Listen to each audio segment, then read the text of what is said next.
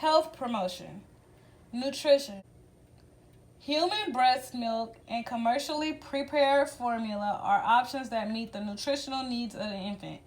Although today's excellent infant formulas approximate human milk, breast milk is still almost always the best food for newborns. It has been called the ultimate health food because it offers so many benefits. However, infants who are fed with properly prepared formula and raised with love also grow up healthy and well adjusted. Breast milk or formula is the only food most babies need until about 4 to 6 months of age. The American Academy of Pediatrics recommends exclusive breastfeeding for the first 6 months of baby's life. After 6 months, breastfeeding should be continued for the first year of life, or longer if desired by the mother, while foods are introduced. Most experts agree that newborns should be fed on a demand schedule. Early in life, this practice may mean that babies are fed as often as every 2 hours. In the beginning, nursing mothers often start nursing for 10 to 15 minutes on each breath and then lengthen the feeding time as demanded by the infant. When infants suckle more slowly or appear uninterested in either the breast or the bottle, it is a good indication that they have had enough. The baby should have 4 to 6 wet diapers per day by the 4th day after birth. A baby who isn't breastfeeding should have at least 2 to 3 CD stools each day. Breast milk is digested readily by the baby, which may result in a bowel movement shortly after each feeding. Signs of underfeeding include lack of satisfaction, a cranky, fussy baby, little weight gain, and persistent wrinkling of the skin. Signs of overfeeding include vomiting after feeding and frequent watery stools. Full-term infants have enough stored iron to last for at least the first 5 to 6 months of life. After this time, iron supplements or food sources are options to replenish the diminishing supply. Certain foods are best avoided in the first 6 months of life. Those foods include citrus fruits, egg whites, and wheat flour, all of which are identified frequently as allergy-producing substances. Much controversy exists regarding the best time to introduce solid foods into the infant diet. Many physicians believe that very early introduction of solids leads to a variety of problems. A description of how to first introduce these foods into the infant diet is simpler than the decision of when to introduce solid food. The rules for solid foods include the following. Introduce one food at a time, one new food at a time, allowing several days between new foods, which provides an opportunity to recognize allergies. Introduce cereals first, fruits and vegetables next, and meats last. Avoid mixing foods to allow the infant to develop interest in different foods and tastes. Never leave infants alone while they are eating because infants choke easily. Avoid giving older infants round, hard foods that can get caught in the throat easily. Foods that have high potential to cause choking include popcorn, grapes, raisins, hot dogs, and chicken nuggets. This period often is an excellent time to look at the type of food the whole family is eating. Limiting the amount of sodium, fats, and sugar in the family diet is best. Lifelong eating habits are established early on in these toddler years. The entire family should be offered plenty of fresh fruits, vegetables, lean meats, and whole grains. In warmer weather, febrile conditions, prolonged vomiting, and diarrhea place infants at higher risk for dehydration because of their small fluid volume. Infants must receive adequate breast milk or formula. Infants do not need additional fluids during the first 4 months of life. Excessive intake of water can cause water intoxication, failure to thrive, and hyponatremia in the infant. By age 8 to 9, most babies master eating mashed or junior foods.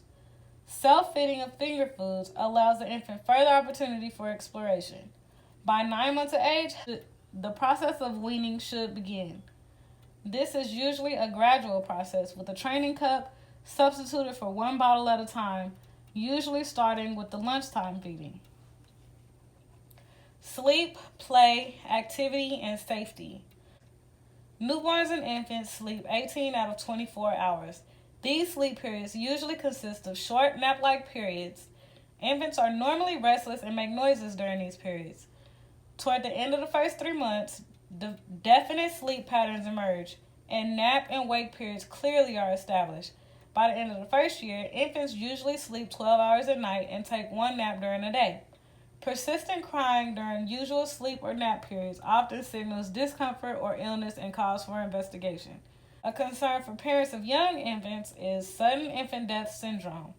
This disorder produces sudden, abrupt death with no identifiable warning signs.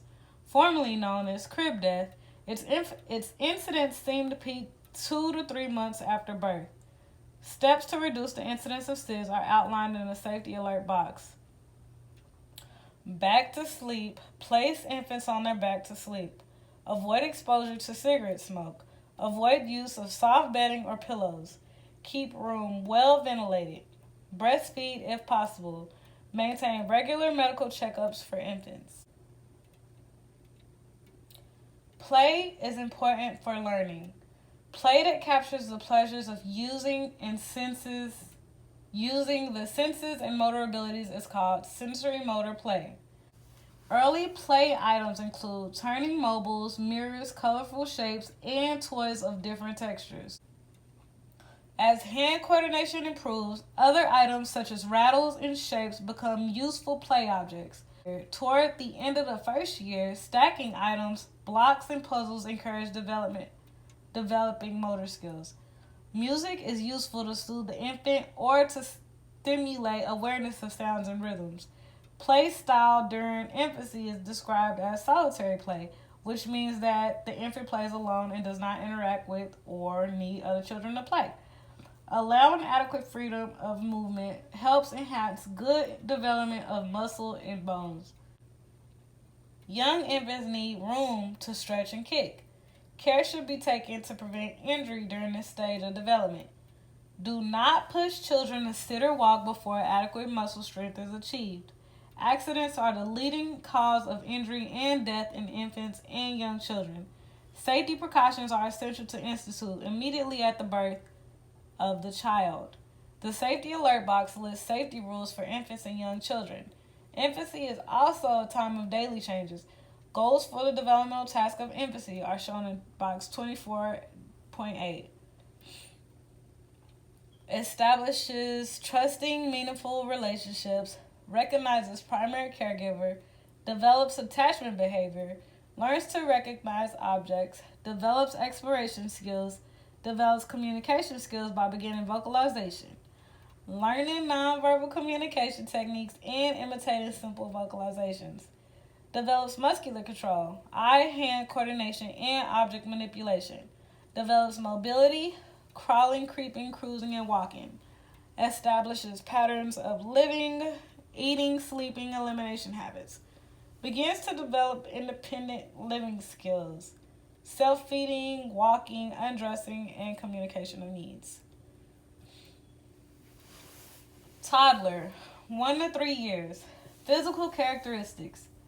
Rate of growth in the toddler years is slower than in infancy, but follows the same general principles. It is orderly. It proceeds from head to foot, from the center outward, and from general to specific movements. One of the most striking changes from infancy is the upright stance of the toddler. The chubby look of infancy is gone by 12 to 15 months. In the beginning of this stage, the toddler's body proportions result in top-heavy appearance. By the end of this period, however, rapid growth of the extremities and slow growth in the trunk produce a more proportionate body appearance. An exaggerated lumbar lordosis, convex lumbar curve, and protruding abdomen produce a pot belly appearance, which disappears as the abdomen muscles strengthen. By age 2.5 years, all 20 deciduous teeth are present. Advise parents to begin routine dental exams and toothbrushing during this period. Vital signs. During the toddler period, the pulse ranges from 90 to 120 beats per minute. Blood pressure averages 80 to 100 millimeters per mercury systolic and 64 millimeters per mercury diastolic. Body temperature ranges between 98 degrees and 99 degrees Fahrenheit. Respiration slows to 20 to 30 breaths per minute. Neuromuscular development. Many gross motor skills emerge in this period, including walking, climbing stairs 2 years of age, and hopping 3 years of age. The toddler develops running, pulling, and holding on tight skills. Exploring the world in ways previously impossible. This time is also when the toddler begins acquiring fine motor skills, such as beginning to scribble and copying a circle. Beginning to scribble at 2 years and copying a circle at 3 years. Toilet training. Children do not reach the physiologic or psychological maturity necessary to begin toilet training until about 18 to 24 months of age. Children need to reach maturity to have neuromuscular control, the cognitive ability to understand what is expected of them, and the language skills to express their needs. Bowel control is achieved first. Bladder control begins at the same time but takes longer to achieve. Nighttime control usually is achieved after daytime control is established. Advise parents and caregivers to expect setbacks and accidents, particularly during times of stress or illness. De-emphasize accidents never make the child feel inadequate. Praise success and ignore accidents. If praise is given for toileting successes and accidents are cleaned up without negativism, the toddler gains a sense of self-control, inner goodness, and pride. However, if the toddler is punished and made to feel foolish, a sense of shame develops. If the toddler is kept in diapers and given no opportunities to control the urges, a sense of doubt is fostered. Feelings of shame and doubt are not healthy personality attributes. Psychosocial development. The toddler is an uninhibited, energetic little person who always seeks attention, approval, and achievement of personal goals. Sometimes the toddler is cuddly and loving. At other times, the toddler may bite, hit, or pinch. The toddler only slowly realizes that everything desired is not attainable and that some behaviors annoy others. The toddler tries to be independent, yet becomes easily frightened and runs to the caregiver for protection, security, reassurance, and approval. Erickson sees a toddler as struggling with autonomy, self-control, in opposition to shame and doubt. With newfound skills of independence, walking, talking, self-feeding, and beginning toilet training, the toddler is struggling to be independent. Characteristics of this search for autonomy is the toddler's use of the word no, which gives a sense of control. The toddler possesses endless energy, yet often falls asleep almost while still in motion.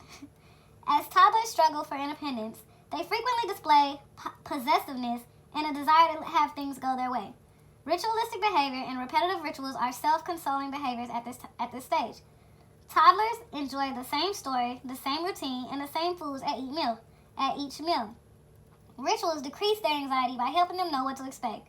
When healthcare providers follow a hospitalized child's usual rituals, the toddler feels safe and more secure in a strange environment.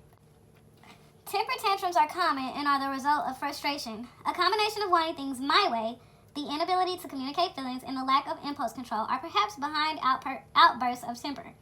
This type of negativism is best ignored unless the child or others are in danger of harm.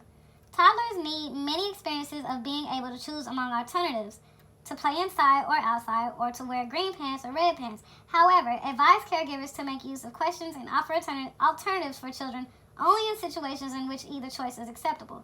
When a particular behavior is necessary, such as going to bed, holding hands to cross the street, letting go of another child's hair, it is better not to offer a choice. Erickson stressed that young children do not have the wisdom to know what behaviors are acceptable or unacceptable, healthy or unhealthy. Discipline is a necessary means of teaching. Limit setting and impulse control. Basic principles of discipline are listed in box 24.9. Toddlers seek attention, approval, and love as they struggle for independence. Consistency. Apply rules uniformly. Follow through. Say no and do what you mean. Positive modeling. Practice role model approved behavior. Promptness. Administer any punishment in a non-hostile manner immediately after an incident occurs. Trust. Express trust in the child. Prevention. Remove temptation. Reinforcement. Offer positive reinforcement for acceptable behavior.